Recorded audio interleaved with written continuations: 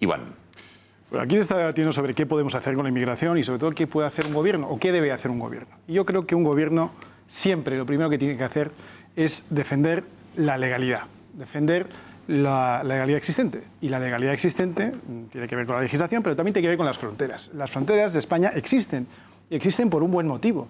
Existen precisamente para impedir que entren en España o en Europa aquellos que no queremos que entren. Por lo tanto, si las fronteras existen, aunque le pese al señor Rajoy, que como mal registrado de propiedad dijo que no le gustaban las fronteras, cosa insólita en la historia del registro de propiedad, pero cuando existen las fronteras es para reforzarlas o para enforzar su propia existencia. Es decir, usted no puede pasar por aquí sin la documentación adecuada.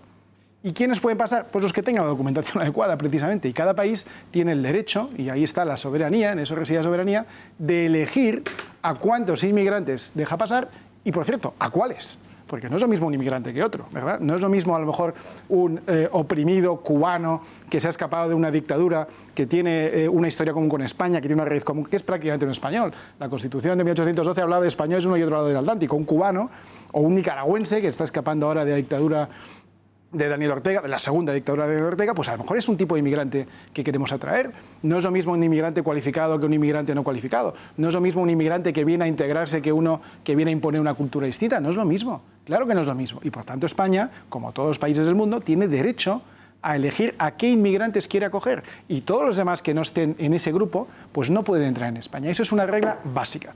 Pero es que además, aunque moralmente nos pareciera bien o mal o regular, nos tenemos que ceñir a los números. Oiga, es que África es un continente con una población de 1,2 billones, es decir, 1.200 millones de habitantes, y además con una tasa de natalidad elevadísima. Europa, por ponernos en un cierto contexto, tiene solo 750 millones. O sea, son casi el doble en África que en Europa. De esos 1.200 millones, con que quisieran inmigrar solo el 10%, que me parece un número que no debe estar muy alejado de la realidad, del deseo, digo, de esos 1.200 querría decir que vendrían, a lo largo de algunos años, 120 millones.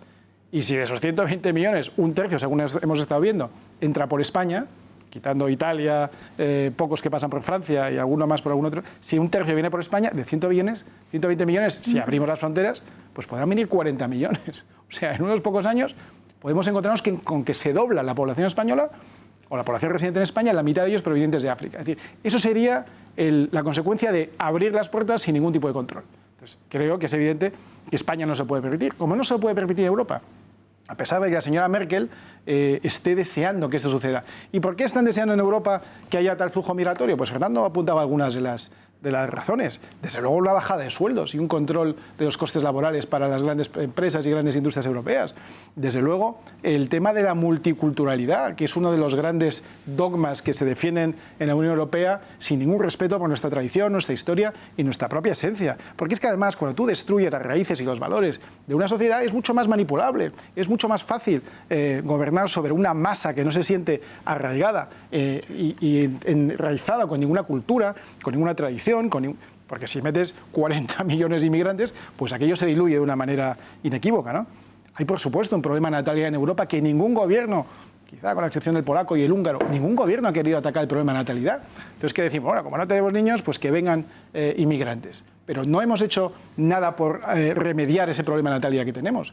Y por último, sin duda, hay unas mafias, lo estamos viendo clarísimamente, hay un negocio detrás de todo esto. ¿Cómo es posible que un pobre inmigrante pague 3.000 euros, que por supuesto la mitad de las veces no los tiene, sino que los debe? Con lo cual, cuando llega al punto de destino, tiene una deuda para toda su vida que le va a costar mucho recuperar, porque precisamente le van a dar un sueldo muy bajo. Parte de esa historia que decía Fernando. Pero es que, además, lo único en lo que estoy de acuerdo con lo que ha dicho Miguel Ángel Ferrero es que el mar es muy dramático y es terrible que mueran, pero no es por ahí por donde están entrando más. Están entrando por el aeropuerto y no en cantidades de miles al año, sino de cientos de miles, incluso de millones, si hablamos de ciertos años. Porque decía Miguel Ángel que los flujos no varían, que lo que varían son las direcciones de los flujos. Claro que varían los flujos, por supuesto que varían, y de los últimos años, por supuesto que se ha intensificado el flujo de inmigración.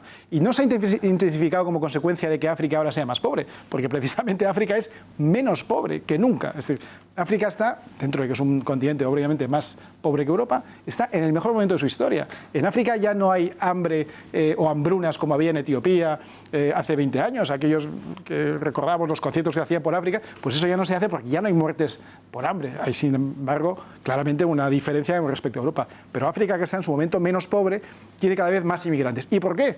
Pues sin duda, porque ha habido políticas progres, sobre todo en este caso el señor Obama, que ha desestabilizado regímenes que no eran muy democráticos, pero que sí eran bastante estables, desde Libia a Túnez, a Egipto, a Siria, todos que usted quiera. Entonces, esa bondad del progre de vamos a darles libertad a unos países que estaban efectivamente faltos de libertad, lo que ha conseguido es que sigan sin tener ninguna libertad, pero que encima estén absolutamente desestabilizados. Con lo cual, la lógica de reacción, yo lo entiendo, yo mismo si fuera inmigrante probablemente pensaría igual, claro, será salir hacia mejor. Europa. Pero eso no significa que Europa pueda acoger a todos los inmigrantes que quieran venir hacia aquí.